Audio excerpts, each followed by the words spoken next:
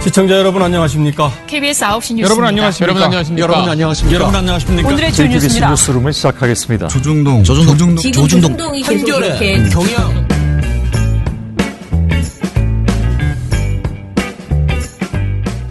민원연의 미디어 탈곡기 554화를 시작하겠습니다. 예, 안녕하세요. 저는 민원연에서 사무처장을 맡고 있는 김원경입니다. 네, 활동가 엄재희입니다. 이정일입니다. 예, 저희가 광주에 다녀왔습니다. 광주 5.18 순례라고 민원연 광주 순례라고 저희는 부르는데 1년에 한 번씩 광주 5.18 묘역에 가서 청암 송건호 선생님 그리고 김태용 선생님 그리고 리영희 선생님께 특별히 막 술 따르고 막 참배하고 절하고 이렇게 열심히 선생님들에 대해서 추모하고요. 그리고 이제 다른 5.18의 그 묘역에 계신 많은 영령분들께 이제 참배를 하면서 1년에 우리가 이제 운동단체로서의 정체성을 갖는 그런 시간을 늘 보내고 있습니다. 이번에도 거의 차 하나 꽉 채워가지고 잘 다녀왔습니다.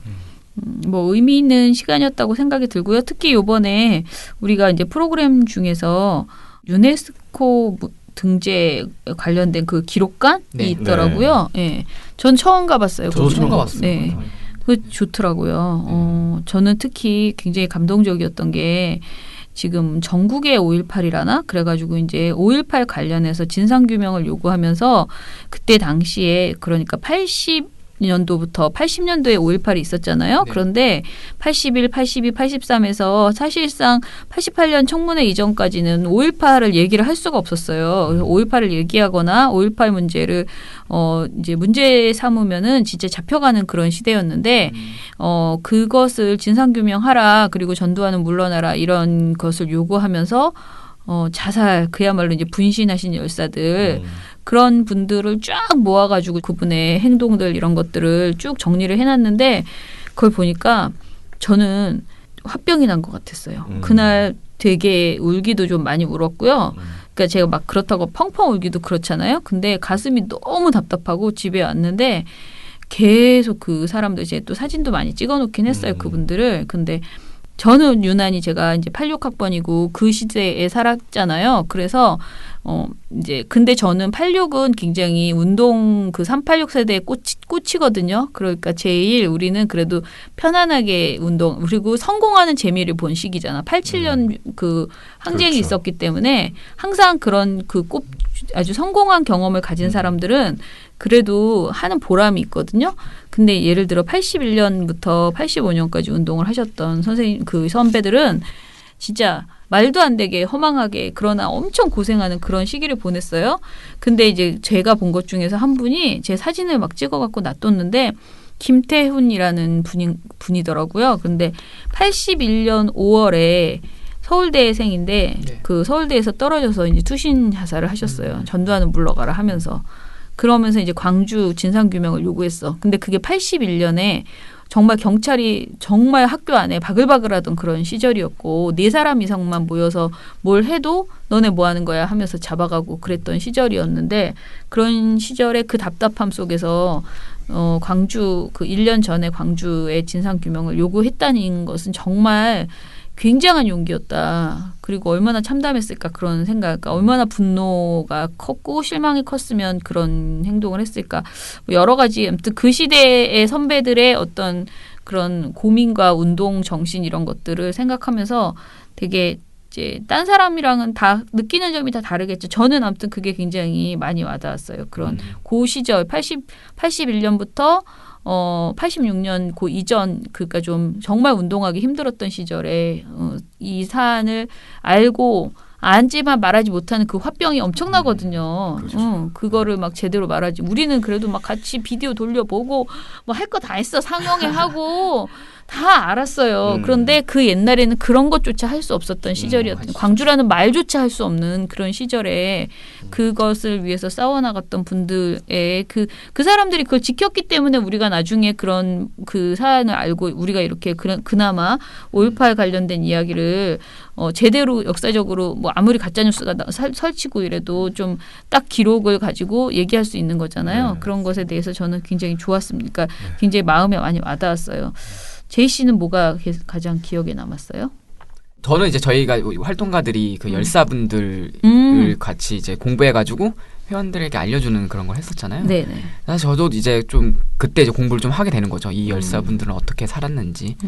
그래서 제가 했던 이 조광일 열사님 같은 경우가 되게 인상 깊었던 거는 그분이 그때 5.18 때 이제 고등학생이었대요. 네. 그런데 이제 5월 18일 날에 막 수선했을 거 아니에요. 그때 뭐 전국으로 계엄령이 확대되고 뭐 대학생도 막 시위하고 그래서 이제 친구들끼리 모여가지고 얘기를 했다는 거예요. 그래서 뭐 이상한 거 아니야? 뭐 잘못된 거 아니야? 얘기하다가 우리가 이거를 시민들에게 알리자, 우리 친구들에게 알리자 이렇게 유인물을 만들어가지고 그 죄로 잡혀가지고 고문을 당하고 돌아가신 거예요. 그래서 근데 그 동기가 너무 단촐하다고 해야 되나? 그러니까 단순하잖아요. 뭐 잘못됐네? 허망하다니까. 네. 옛날에는 잘못됐네, 진짜 알려야겠네라고 했음에도 네. 네, 그래서 우리도 좀 약간 이렇게 뭔가 좀 잘못된 것 같으면 얘기 좀 하고 뭐 화가 난 거에 있으면 뭐 울기도 하고 분노하기도 하고 하면서 살아야 되지 않을까 이런 생각이 좀 들었습니다. 역시 광주 갔다 오면. 네. 네. 그래서 아무튼 많은 사람들이 새로 오신 분들도 많아. 이번에는 딱 절반이었던 것 같아요. 그 고정 팬들 늘 광주에 가는 멤버가 있어요. 네. 대략 그 멤버들도 적당히 왔고요. 그리고 뉴페이스들도 적당히 왔어요.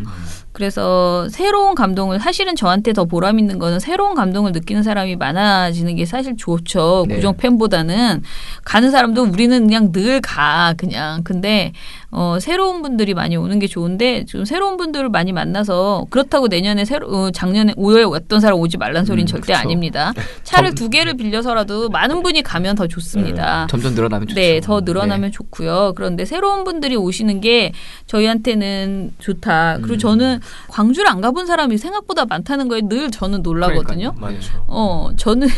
저는 개인적으로는 우리는 신혼여행 갔다가 첫날, 그러니까 신혼여행을 거기로 처음에 가서 광주에서 광주. 시작했거든요.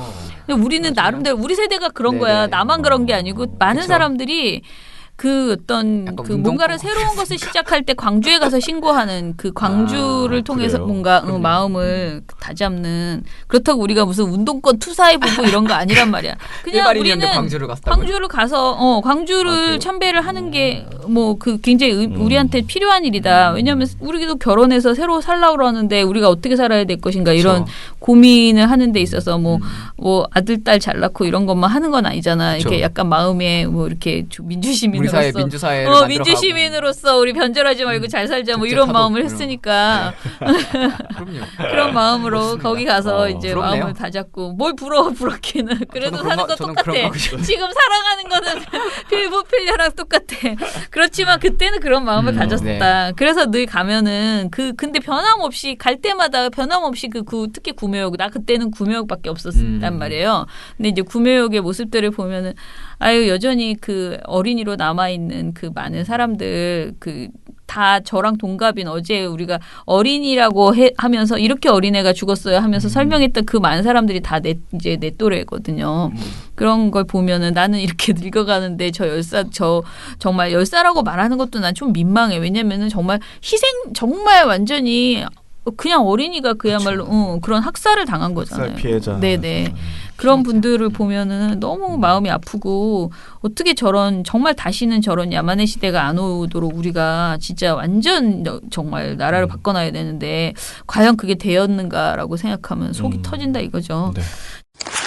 오늘 이제 미디어 스크랩은 안 하고요. 바로 이제 모니터 이야기를 하려고 하는데요. 네. 자, 이 모니터를 좀 설명을 드리면 조선일보가 저널리즘 토크쇼 제의를 어지간히 비평하고 있습니다. 그렇죠. 근데 저널리즘 토크쇼 제의를 비평하는 그 근거는 저널리즘 토크쇼 제의가 이제 자기네를 비평한다 이거지. 이제 조선일보를 네. 그리고 자꾸 여기저기 비평하는데 네. 그거에 대해서 이제 약간 문제를 삼고 있는데 이 역사를 좀 말씀을 드리면 이 미디어 상호 비평이라고 우리가 이렇게 말해요. 매체 간 상호 비평이라고 하는데요. 네. 신문이 방송을 비평하고 방송이 신문을 비평하고 막 서로 까는 거지. 모두 까기 서로 이런 즐거운 현상이 발생하기를 우리는 늘 바래왔습니다. 그죠? 그런데 이게 이제 2000년도 2000년도 초반에 굉장히 이제 막 이거 필요하다. 이런 어떤 매체 간 상호 비평이 정말 필요하다라는 게 이야기가 많이 됐고요. 그래서 그 당시에 이제 미디어 포커스 또는 KBS에서도 MBC에서도 굉장히 여러 가지 미디어 비평 프로그램이 미디어 비평이라는 방송도 있었고요. 여러 가지 프로그램들이 나왔어요. 그리고 사실은이라고 아세요? 그것도 사실은 미디어 비평이었어요. 그러니까 신강균의 사실은이라고 있었거든요. 그러니까 다른 데서 뭐라 보도하는데 사실은 하면서 약간의 팩트 체크처럼 하는 거였고요.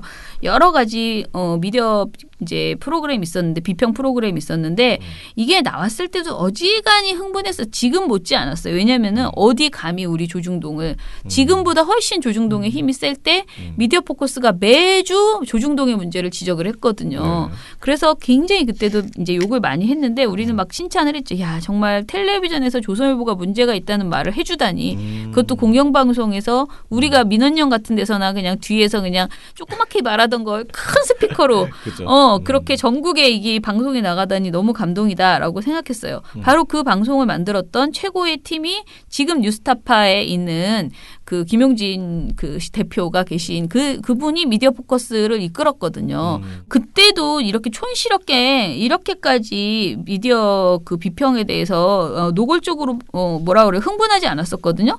제가 보기에는 지금 확실히 조선일보가 많이 코너에 몰려 있다. 위기다. 네. 이 생각이 드는 거. 네. 그런 생각이 들어요. 왜냐면은 요즘은 너무 이상하게 비정상적으로 조금 약간 이렇게 포만나게 왜 이렇게 이렇게 하지라고 싶을 정도로 떨어지게 비판하죠. 네, 네. 그렇게 자꾸 미디어 미디어 비평에 대해서 발끈합니다. 그래서 그런 보도들이 많길래 저희가 좀 추적해서 싹 뒤져보자 했습니다. 이제 문제는 저널리즘 토크쇼 제이만 비판하는 것을 고른 게 아니고요. 저희가 원래 신문에는 어느 신문이든지 간에 비평 프로그램 있어요. 그 매체 비평해가지고 드라마나 예능 프로그램 이런 거 이렇게 비평하는 그런 칼럼니스트들이 쓰는 것 같은 외부 기고가의 글도 있고요. 그리고 미디어를 비평하는 기자들도 이제 대부분 있어요. 그래서 그 조선일보에도 그런 미디어 비평하는 코너가 있는데 도대체 그런 데서는 무슨 아이템을 주로 다뤘을까? 궁금하네요. 네, 이런 생각이 들어서 3월 1일에서 5월 1일까지의 조선일보의 매체 비평 관련 모든 보도들을 조사를 해봤습니다. 자, 그러면은 시작을 해볼게요. 궁금하실 겁니다. 어느 방송사를 제일 많이 지적했을까? KBS겠죠. 당연합니다. 국가 공영방송이기도 하니까. 자, 해보죠. 어제 그제도 보았는데 민원연 신문 모니터. 이상의 특집.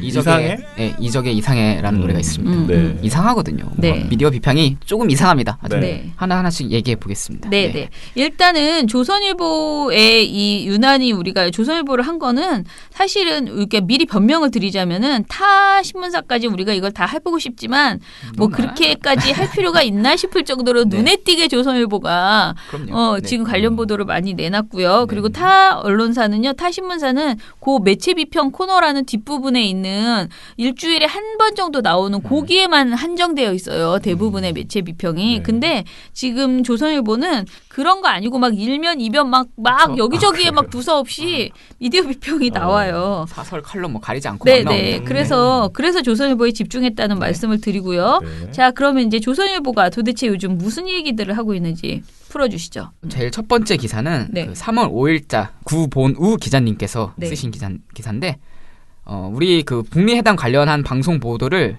이제 평파적이라고 비평을 하는 거예요. 조선일보가. 그러니까 MBC와 KBS의 뉴스가 되게 편파적으로 하고 있다. 그러면서 어쨌든 근거를 가져와야 될 거 아니에요. 그래서 제목이 트럼프는 오만, 김정은은 노련하다는 지상파라는 제목에서 MBC와 KBS가 뉴스에서 김정은 위원장을 칭찬한 반면 트럼프는 비판했고 북한의 은폐된 추가 핵시설에 대한 보도는 소홀했다라고 이렇게 비평을 하는 겁니다. 뭔가 조용한 들어봐도 뭔가 이상한데. 이상하잖아요. 이상한데.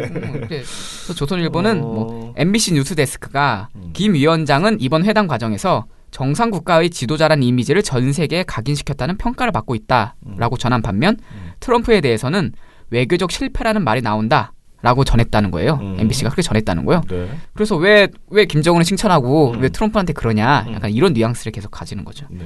그리고 KBS 뉴스 9에 대해서도 북미 회담 결렬 당일 마이클 코언이 미국 의회 청문회에서 트럼프는 인종차별주의자, 사기꾼, 속임수를 쓰는 사람 이런 말 했거든요, 실제로.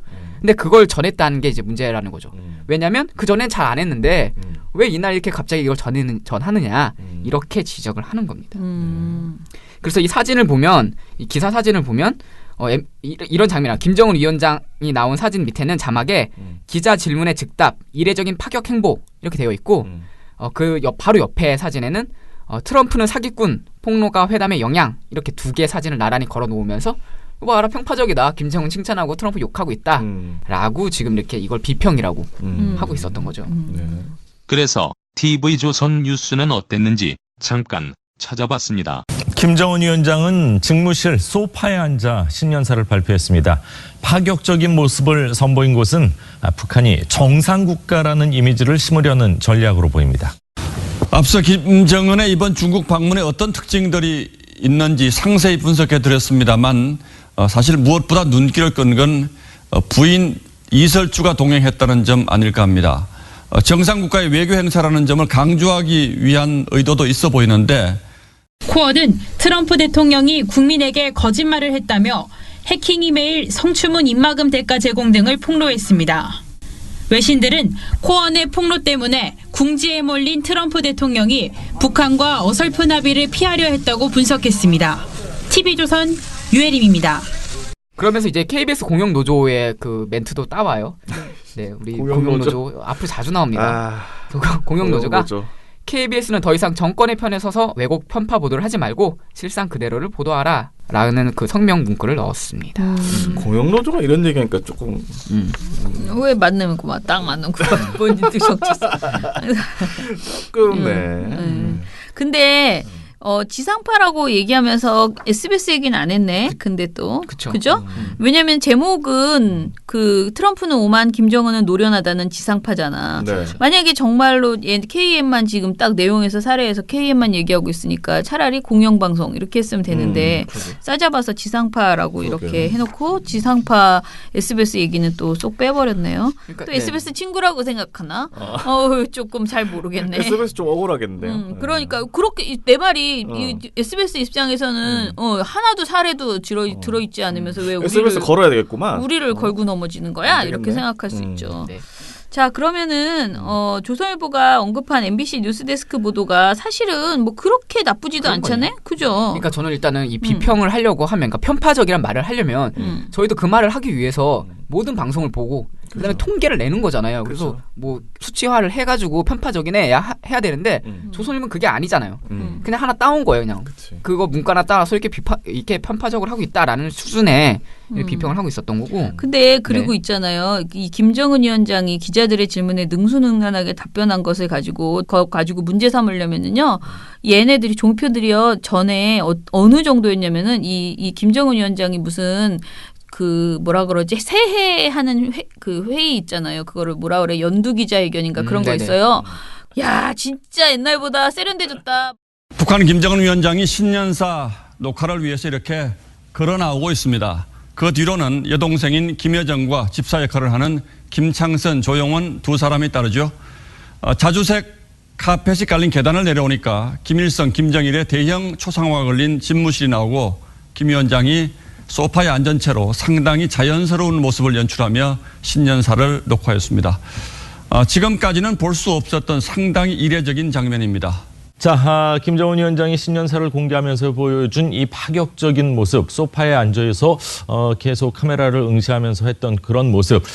트럼프 대통령이나 시진핑 주석 지난 2018년도에 참 많이 만났는데 그 두 정상을 모방한 거 아니냐, 이 보여준 내용보다는 시각적인 파격이 더 컸던 것 같습니다. 예, 그렇습니다. 북한으로서도 계속해서 뭔가 변화를 이렇게 시도하면서 김정은 위원장의 보다 친근한 이미지를 만들어가는 거라고 볼 수 있겠는데요. 예. 막 이러면서 얼마나 칭찬했는데요. 자기네들 그럴 때는 그럼 우리도 그렇게 촌스럽게 자기네들처럼 야 니네 진짜 종북이냐 니네 왜 이렇게 북한을 이렇게 칭찬하냐 이러진 않았잖아. 그러니까 우리가. 무슨 열병식도 뭐 중계하면서 막 북한이 저 무기 보라면서 막 그러니까요. 군대 보라면서 막 이러잖아요. 열병식이 시작됩니다.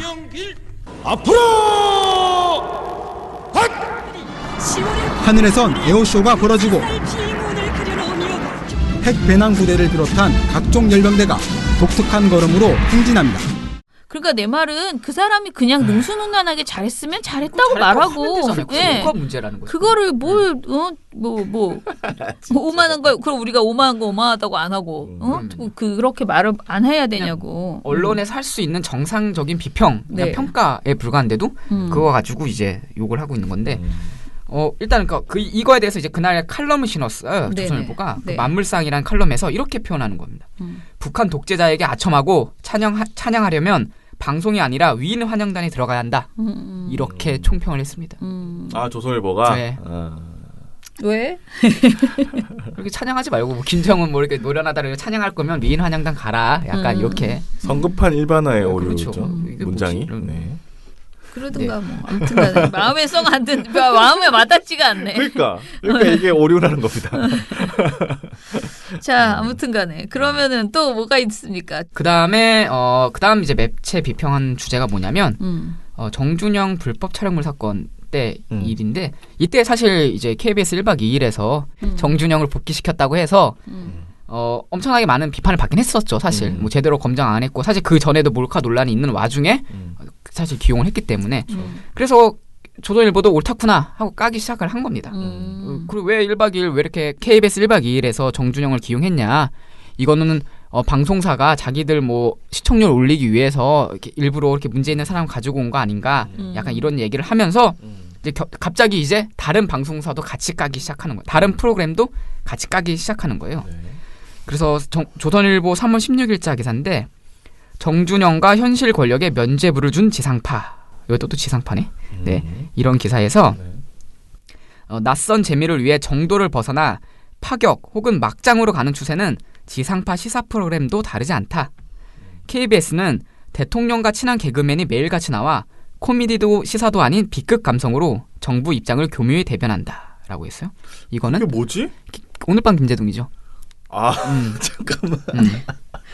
뭔지도 몰랐다. 야. 아 대통령 친해요?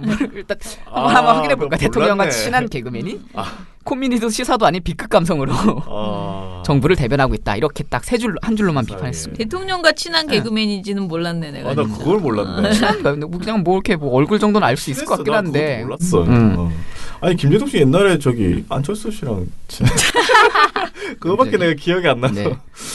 아니 같이 뭐 방송도 많이 나오고 그러셨잖아요. 그러니까 이게 문제가 뭐냐면 근거가 이게 끝이에요. 이게, 아니 그게 끝이야. 이게 비평이 이게 친하다 끝이에요. 끝? 이게 친하다 그렇게 편든다 끝. 뭐 근거가 있어가지고 김재동 씨가 뭐 실제로 그런 말을 했다든지 뭐 이런 걸 써줘야 될 거 아니에요 칼럼에다가. 아니 같이 방송 출연한 적이 아니 내가 근데 이건 더 기억이 안 웃기잖아. 저널리즘 그렇죠, 비평을 그다음은, 저널리즘 비평을 표방한 프로에는 어린아이에게 이명박이 더 나빠 박근혜가 더 나빠라고 물으며 시시덕거리던 팟캐스터가 구정으로 나와 현 정부를 비판하는 출연자를 골리고 망신 준다. 이게 저널리즘 제에서 한 것도 아니고 그쵸. 다른 데서 예전에 했는데 팟캐스트에서 했던 말 가지고. 이게 이제 최욱 씨가 이렇게 말했다는 거야? 뭐 그랬다고 하네요. 라디오 프로그램에서 그랬대요. 네. 그래가지고 이제 망신 주고 있다 이렇게 얘기를 하고 있습니다. 현 정부를 비판하는 출연자는 누굴까? 이게 처음에 첫 회에 나왔던 그 사람인가? 그 저기 있었잖아요. 저기 강효상 국회의원, 의원? 국회의원 그걸 아유 재밌네. 언론학자 지분으로 앉아 있는 사람의 선동적 발언은 도를 넘은 지 오래다. 정준희 교수? 깐 거죠, 네. 뭐라고요? 여기가 끝이야. 기성 언론이 쌍욕과 희롱을 입에 달고 사는 팟캐스터들의 인기를 질투한다고 조롱하는가 하면 유명 앵커의 교통사고 의혹을 보도한 언론들이 남의 불행을 기쁨으로 느끼는 악마 근성을 지녔다고 질타했다. 잘했네요. 잘 질타한 거 아닙니까 이 내용은? 어느 말한 것 같은데. 네. 참 아무튼 트집을 잡기를 참 다양하게 잡았군요. 그러니까 사실 이렇게 뭐 일단 근거가 없는 게 제일 큰 문제인 것 같아요. 사실 우리 최욱 씨 같은 경우도 실제 방송에서 문제되는 말이 있으면 그것만 비판하면 되는데 과거 행적을 이렇게 딱 뒤로 캐가지고 그런 말 했다라고 해서 하고 있는 게 사실 아니, 심지어, 비평이라고 할 수 있을까 사실 심지어 좀 애매합니다. 김재동 씨는 친한지 안 친한지도 그러니까. 몰라. 거의 이건 인상평가 수준인 거잖아요. 이건 미디어 비평이라기보다는. 네네. 그래서 또 이제 뭐 지상파의 편향성은 길 가는 사람 10명만 붙들고 물어봐도 단박에 알 수 있는 결과였다. 이렇게 두루뭉술하게 넘어갑니다. 아, 이렇게 따지면 이제 종편의 편향성은 진짜 조선일보 편에서 한번 물어볼까요? 그러니까. 어떻게 될지 궁금하네. 그리고 또 이제 그 예전에 2월달에 한번 조선일보가 보도해가지고 문제가 됐던 그거 있지 않습니까? 공정성 잃은 지상파라는 프로그램 기억하실 건데 이때 사실 조선일보 미디어 연구소에서 3천만 원 연구비를 지원받아 그 수행한 사실이 알려져가지고 편향성 시비가 일었는데 그냥 이거 가지고 와가지고 이제 이거 봐라 이렇게 편향적이다라는 주장을 늘어놓고 있는 것이죠. 그분 서울대 교수 그분이 또 저널리즘 제이 나오셨잖아요. 그렇죠. 네. 그것만 봐도 뭐 어떻게 되는지 대충 아실 것 같은데. 그리고 또 조선일보는 팔면봉이라는 그 일면에 또 약간 요약집이라고 해야 되나? 뭐 이렇게 논평이라고 해야 되나? 뭐 한 줄 논평이 있는데 거기에서는 KBS 정준영 면제부 예능 1박 2일 방송 중단. 이 기준이면 문정권 면제부 뉴스는 벌써 집어치웠어야 라고 말했습니다. 무슨 말이죠? 엮는 거죠. 정준영한테 KBS가 정준영한테 면제부 줬듯이 그래서 정준영이 잘렸잖아요. 근데 KBS 뉴스가 계속 우리 정권에게 면제부를 주고 있다. 그래서 정준영 잘린 기준이라면 이 KBS 뉴스도 집어치워야 된다. 약간 이런 논리를 하는 거죠. 거의 그 끼워 팔기 수준 아닙니까? 저는 들어도 무슨 말인지 잘 모르겠습니다. 뭐 근거가 없기 때문에. 그러니까. 한 줄 논평이기 때문에. 마음에 안 든다. KBS 뉴스. 공정하지 못하다 계속 이렇게 얘기를 하는 거죠. 아니 정준영 비판하는 건 저는 할 수 있다고 봐요. 그럼요. 저도 그럴 수 있는데 그걸 왜 이렇게 근데 격가지고 그거랑, 이어가지고 무슨 상관이지? 엮어버리는 거야, 그냥. 모르겠네. 그 다음에 또 네, 도울 그래도- 김용욱 교수님께서 사실 우리가 이전에도 모니터 보고서를 한번 냈었죠. 이게 그 3월 16일자 KBS 도울 아인 오방간다라는 프로그램에서 이승만을 한번 세게 욕했어요. 그렇죠. 그래서 김일성과 이승만은 소련과 미국이 한반도를 분할 통치하기 위해 데려온 인물들 괴뢰 이렇게 얘기하고 이승만의 묘지를 당연히 파내야 한다. 약간 이런 말을 했어요. 이제 난리가 난 거죠, 조선일보가. 어떻게 우리 국부 이승만의 묘지를 파내냐 하면서 무려 9건의 관련 기사를 쏟아냈어요. 9건이나? 네, 엄청 많이 썼어요. 이게 5월 1일까지, 그러니까 3월 16일자 방송인데 5월 1일 날에도 언급이 돼요. 전 이걸 뒤끝이라고 처음에 제목을 뒤끝으로 잡았어요. 아니 3월에 했던 거를 5월까지. 그러니까요.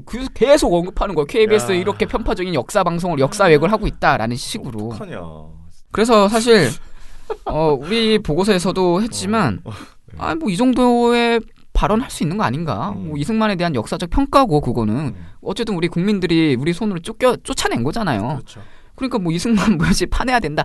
약간 이 정도의 말이 좀 과하긴 했지만 뭐 어떤 하나의 평가로서 존재하지 않을까. 그리고 어쨌든 정치인에 대한 어떤 비판의 자유는 좀 폭이 넓어야 되지 않을까라고 생각하는데 조선일보는 이걸 용서할 수 없었던 거예요.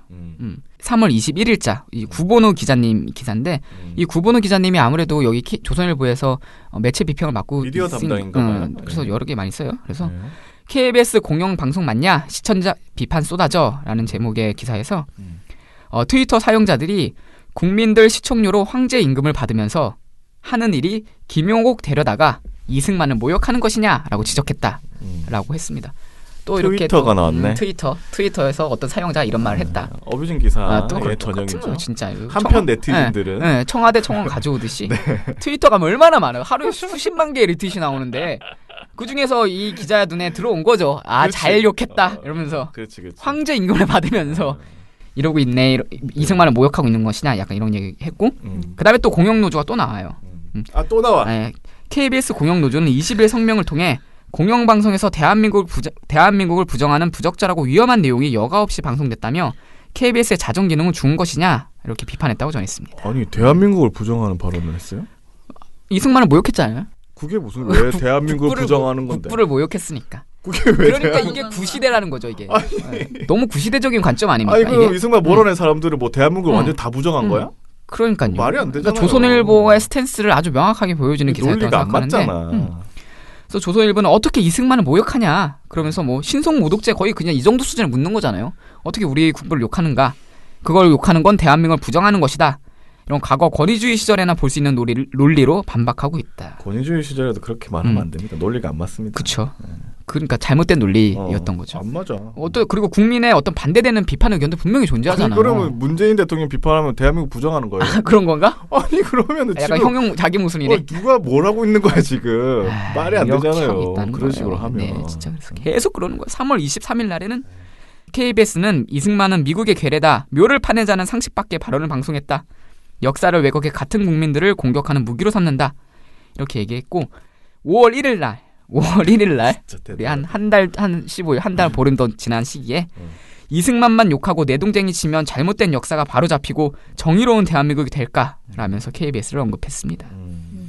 정말 뒤끝 있는 비평이다. 네. 내용은 없고. 근데 진짜 묘를 파내자고 했어요? 네. 네. 나는 이거는 처음 들어봤어. 근데 사실 그게 파내자는 의미가 아니고, 그러니까 이게 물론 그 말은 그 말이지만, 그러니까 군인묘지에서 나와야 된다 이런 개념인 거예요?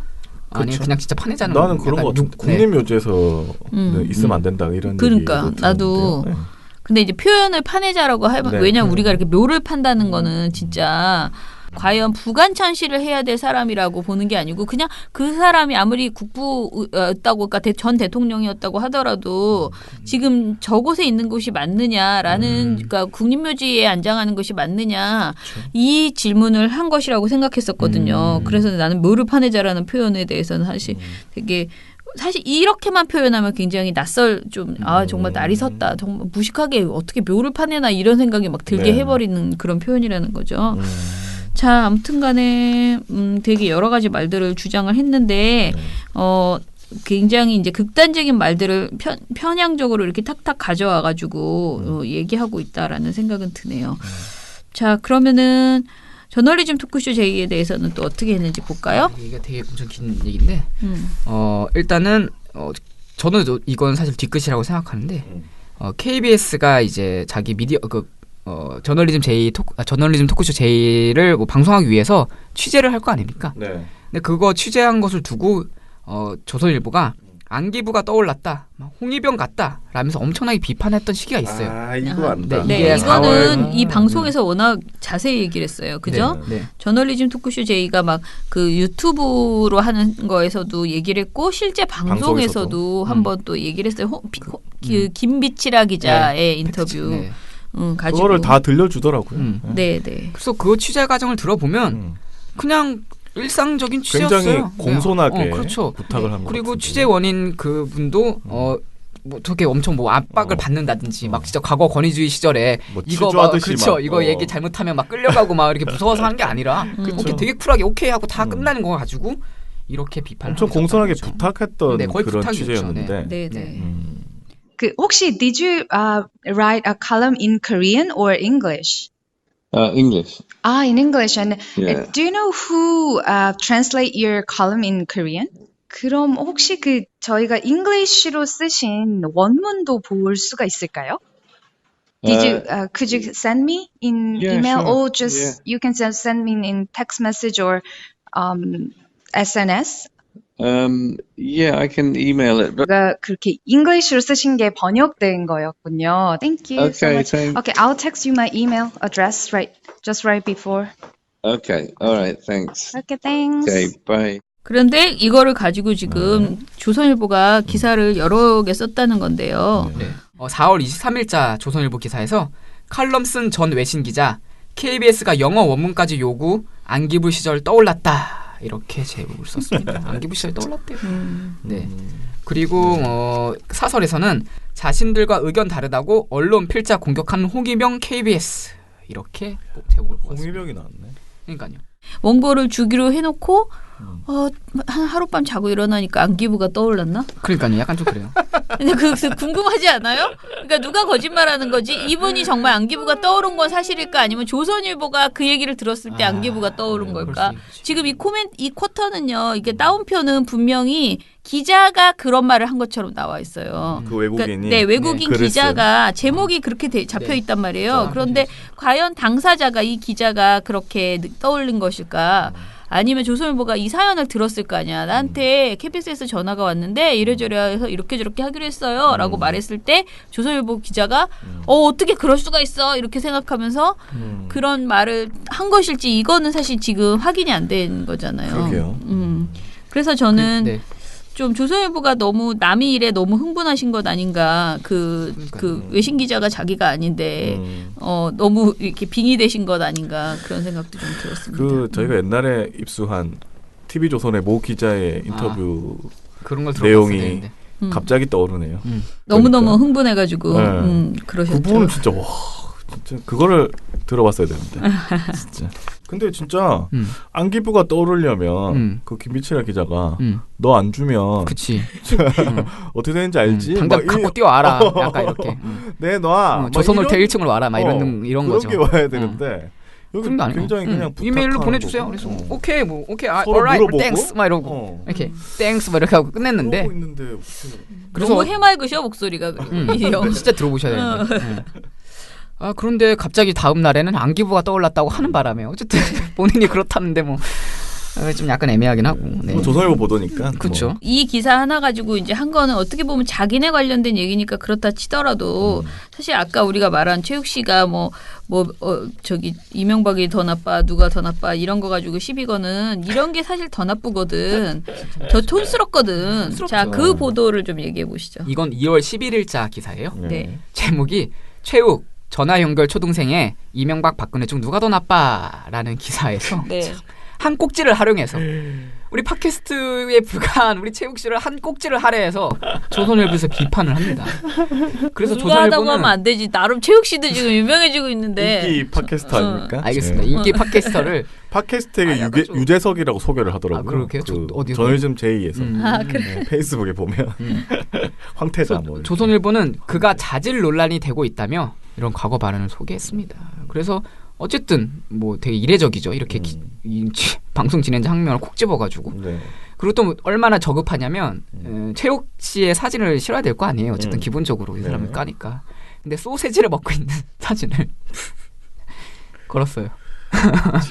그래서 최욱 씨가 굉장히 그 저널리즘 토크쇼에서 약간 불만을 표시하시더라고요. 왜 이렇게 많고 많은 정상적인 사진 중에 소세지를 먹고 있는 사진을 걸어놨을까? 너무 치사하지 않습니까? 진짜 약간 치졸하기 짝이 없다. 약간 뭐 사진만 봐도 그러니까요. 의도가 느껴지는 그러니까요. 그런 느낌이에요. 네. 참, 그래서 조선일보 기사에서 최욱 등 팟캐스트 출신들이 지상파 시사 프로그램을 좌지우지하고 있다. 이들은 막말에 가까운 발언을 여과 없이 내보내는 팟캐스트에 익숙해 지상파에서도 욕설과 음담패설 논란을 끊임없이 일으키고 있다. 라고 했습니다. 누가 음담패설을 누가 욕설했나요? 누가 최욱 씨는 적어도 욕설 안 했을 것 같은데. 욕설했으면 조선일보가 썼겠지. 그냥 하는 말입니다. 여기. 그러니까 조선일보가 언제 근거를 가지고 이렇게 얘기했나요? 아 지상파에서 누가 욕설했어요. 아이 참. 과거에 그랬다. 과거에 그랬으니까 앞으로도 그럴 것이다. 이렇게 얘기하고 있습니다. 네. 답답하네. 어쨌든 자 비평에는 비평으로 답했으면 참 좋겠는데 치사하고 치졸하게 공격을 하고 이상한 있습니다. 걸로 공격을 하시네. 네네. 자, 그리고 또 저널리즘 토크쇼 제이에서 미세먼지 관련 보도도 뭐라고 했네요. 네. 이거는 이제 우리가 이제 나름의 어떤 바람직한 모습이라고 할까? 그러니까 그나마. 작년 11월에 네네. 저널리즘 토크쇼 제이랑 SBS랑 한번 싸웠던 적이 있어요. 기억하실 거예요. 미세먼지 관련해서 화이팅 한번 붙었죠. 그 자꾸 이제 그러니까 중국 책임만 돌려서는 안 된다라는 저널리즘 토크쇼와 SBS는 중국발인 걸 어떻게 하느냐 약간 이렇게 서로 한 두세 차례 걸쳐가지고 팩트와 반론과 팩트와 팩트가 오가는 이런 아주 어떤 약간의 나름 흥미진진한 이런 모습을 보여줬거든요. 거기서 걷다 대고 넌 무슨 중국인이냐 뭐 약간 이런 식의 말도 안 되는 그러니까 혐오 표현을 못해서 안 하는 거지만 그런 비하 표현을 써가면서 홍위병 막 이런 거 써가면서 비판하진 않았다. 그래서 너의 근거는 이래서 잘못된 거다. 이래서 잘못된 거다라는 얘기를 하는 게 서로 자기네들이 조사한 자료 가지고 싸우는 거였잖아요. 그러니까요. 언론의 상호 비평은 이런 게 건전한 모습인데 우리 조선일보는 이런 데서도 참 쓸모없는 짓을 하고 있네요. 네. 예, 그러면은 또 산불보도 이거는 뭐야? KBS가 그러니까 4월 4일 날 강원도에서 큰 산불이 한번 났지 않습니까? 그렇죠? 그때도 KBS가 이걸 많이 먹었어요. 그렇죠. 재난 주간 방송사인데 그거밖에 못 하느냐? 뭐 방송 그 산불이 한참 나고 있을 때 오늘 밤 김자동을 틀어주고 있었고 뭐 수화 방송도 늦었고 뭐 이렇게 해서 비판을 받았는데 조선일보도 이제 신이 난 거지. 같이 까기 시작했어요. 그래서 11건의 기사로 이 KBS를 비판을 합니다. 산불로? 산불로. 11건을 사실 이게 KBS가 잘못해가지고 사실 우리가 뭐 어떻게 하기도 좀 그렇긴 하지만 잘못하긴 잘못했죠. 조금 약간 그런 건 오늘 밤 김제동을 굉장히 강조한다는 거. 거기도 또 친한 사람이라고 나옵니다. 아니 그 시간에 오늘 밤 김제동을 했잖아요. 그래서 왜 그런 프로그램을 틀고 있느냐 약간 이런 뉘앙스가 굉장히 많았는데 어쨌든 그게 잘못한 거라서 제가 뭐 따로 비평을 하진 않았는데 근데 이제 오늘 밤 김제동에서 잘못했다기보다는 KBS 편성국이 그 판단을 못한 거죠. 그러니까 그게 만약에 드라마였으면 드라마가 비평을 그러니까 욕을 먹는 거고 어쩔 수 없었던 그런 상황이었던 거죠. 근데 KBS 그러니까 우리 만약에 이렇게 재난 주간 방송사인 KBS가 재난 특보를 제대로 빨리 그러니까 몇 분 늦게 했다는 거잖아요. 결국은.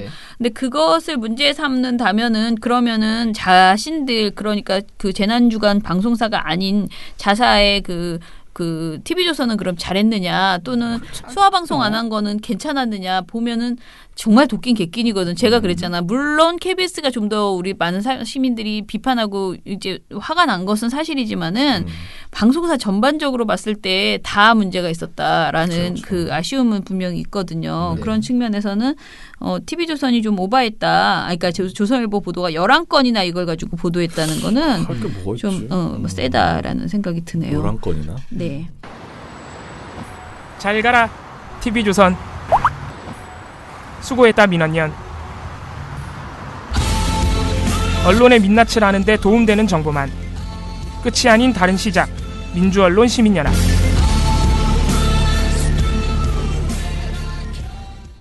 자, 미령곰탱님이요. 이젠 교가 바꾸는 것까지 신경 쓰는 조선일보 참 황당하네요 하면서 어떤 기사를 하나 올려주셨는데요. 보고요. 그리고 또 조선일보 공수처 설치 반대에 대해서 조선일보 보도 이상하다. 중앙일보도 이상하다. 제보를 여러 가지를 해주셨습니다. 계속 제보를 하나 둘 또 있네요. 네네. 그리고 민원연 방송 다 들어봤다라고 하셨어요. 그래서 연합뉴스 보도 듣고 분노 게이지가 더 상승했다라고 하셨는데요. 제가 그 연합뉴스 그 백서 그거를 나는 사람들이 다 가지고 있는 줄 알았는데 그게 인터넷에서도 찾을 수가 없고 나는 그게 귀한 자료인지 몰랐네. 근데 제가 그냥 어디서 났냐고 자꾸 물어보는데 묻지 마시고요. 왜냐하면 그렇게 귀한 자료인 줄 알았으면 주지 않았을지도 모르는데 그래서 아무튼간에 그게 없으니까 우리 보고서가 되게 쇼킹했나 봐요. 그러니까 이런 것들을 예전에 했다는 것을 사람들이 그러니까 KBS, MBC는 그런 과거 어떤 백서 이런 것들을 노조에서도 막 홈페이지에서도 올려놓고 이런저런 걸 하거든요. 근데 연합뉴스는 기껏 만들어놓고 공개를 안 하면 도대체 왜 만들었습니까? 그 팀 만들어가지고 팀 어찌됐든 운영비라도 분명히 들었을 텐데 백서를 만들었으면 그거를 공개하는 것부터가 사과의 시작 아니겠습니까? 근데 그거를 전혀 안 했다는 게 좀 이해할 수가 없고요. 그리고 지금 보니까 연합뉴스에 대해서 그래서 저도 저 이후에도 거기 댓글에 여기 민원연 그 댓글에도 기자명 왜 안 밝혔냐, 기자명 안 밝히는 것은 이제 아쉽다라고 하셨는데 일단은 그 기사가 아직 지워져 있지 않기 때문에요. 그냥 홈페이지에 눌러보시면 저희 홈페이지에 뜹니다. 보고서가 있거든요. 연합뉴스 보고서. 그거 보시면 링크가 있습니다. 네네. 링크를 클릭하시면 누군지 확인할 수 있습니다. 네네. 자, 그리고요. 아무튼 광주 순례 잘 다녀오셨냐고도 했고요. 그리고 이 미디어 탈곡기 이거 간판 바뀐 거 칭찬해 주셨습니다. 네. 지금 우리 그 고은지 그 활동가가 이제 영상 활동가가 들어왔는데요.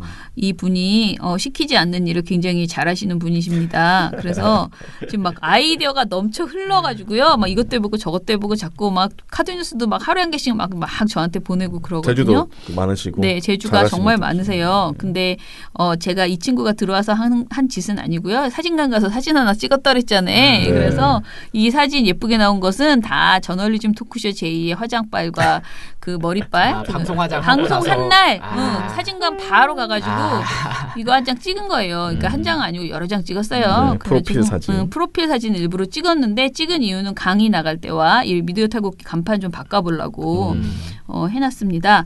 근데 잘 활용해 주셨어. 이 사진의 가치를 이 이제 고은지 활동가가 딱 살려주셔서 그건 정말로 이걸로 바꾸니까 되게 산뜻해 보이긴 하더라고요. 그 까만색이 그동안의 것이 굉장히 칙칙했다라는 생각이 좀 들더라고요. 상상이 현실이 되는 나라님이 또 한 주가 가네요. 광주 순례 준비하시느라 고생이 많으셨습니다. 작년보다 더 풍성해진 것 같아서 좋았습니다. 내년에는 더 많은 미탈 청취자분들이 함께했으면 좋겠습니다. 모든 활동가님들 수고 많으셨습니다. 남은 주말 푹 쉬어요 해주셨습니다. TNO님께서는 언론 대부 이번 주 편에 나온 사설을 들으면서 사설이 아니라 이게 웬 구한말 상소문 같은가를 느끼고 있는 와중에 정확히 그 타이밍에 처장님이 왜 이렇게 옛날 글 같지요? 라고 말씀하셔서 소름을 돋으셨답니다. 심지어 나중에 나온 곳엔 상소문 같네요 하시니 무섭다고 하셨습니다. 사람 마음이 다 똑같은 게 같은 생각을 네, 하게 네. 됩니다. 네. 레이니 시세님도 참고로 어떤 분이 저 교집합 요거는 그 밑에 거부터 읽어봐야 되겠구나. 레이니 시세님은 요즘 제가 네이버 댓글 등에서 나오는 저쪽 작전 세력이라고 밖에는 볼 수 없는 자들의 글을 보고 걱정이 되는 것이 있습니다. 그것은 친일만이 미래의 먹거리가 해결된다. 친일만이 살 길이다. 라는 주장이 있대요. 그래서 빨리 우리 정부가 친일로 바꿔 친북이 아니고 친일을 해야 된다라는 식으로 이제 얘기를 하나 봐요. 그래서 이런 내용들 기사도 지금 중앙일보 기사잖아요. 이게 반일은 북한만 이롭게 하고 한국엔 이롭지 않다.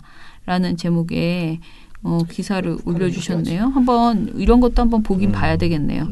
아무튼 간에 요즘 이런 근데 우리도 요즘 뭐 나배 뭐 일배 뭐 이렇게 해가지고 다 같은 말이다라는 그런 글도 막 돌아다니긴 하더라고요. 한상 71님께서 광주슬레 같이 다녀온 김한상입니다. 오늘 여행 좋았습니다라고 하셨어요. 감사합니다. 그러면 오늘 방송은 이것으로 마무리하고요.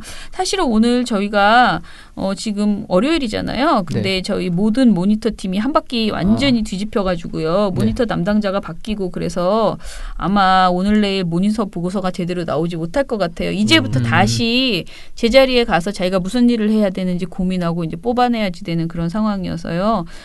좀 고민해서 만약에 내일 진짜 할 게 없으면은 뭐 다른 그냥 스크랩 위주로 해서 미디어 스크랩 위주로 해서 방송을 하도록 할게요. 네. 예, 그러면 저희는 내일 뵙겠습니다. 민원연의 미디어 탈곡기는 내일도 열심히 털어드리겠습니다. 탈탈탈 안녕. 네, 오늘 뉴스데스크 마치겠습니다. 시청해주신 여러분 채널 A가 함께합니다. KBS 9뉴스 오늘 순서 모두 마치겠습니다. SBS는 앞으로도 내일 끝까지 뵙겠습니다. 파이트겠습니다. 오늘 8시 모두 뉴스 마치겠습니다. 여기서 마치겠습니다. 시청해주셔서 고맙습니다. 뉴스팔 여기서 마치겠습니다. 저희들은 내일도 최선을 다하겠습니다. 여러분 고맙습니다.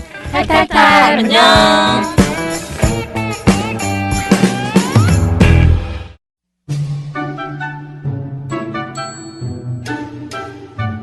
당신 주위에 가장 믿을 수 있는 시민단체를 떠올려 보세요.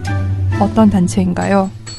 실수를 하면 인정할 줄 알고 약속을 하면 반드시 지키는 그런 단체 아닌가요? 늘 좋은 언론을 만들기 위해 원칙을 지키는 예측 가능한 단체. 그런 단체가 믿을 수 있는 단체입니다. 언론이 미래다. 민주언론 시민연합.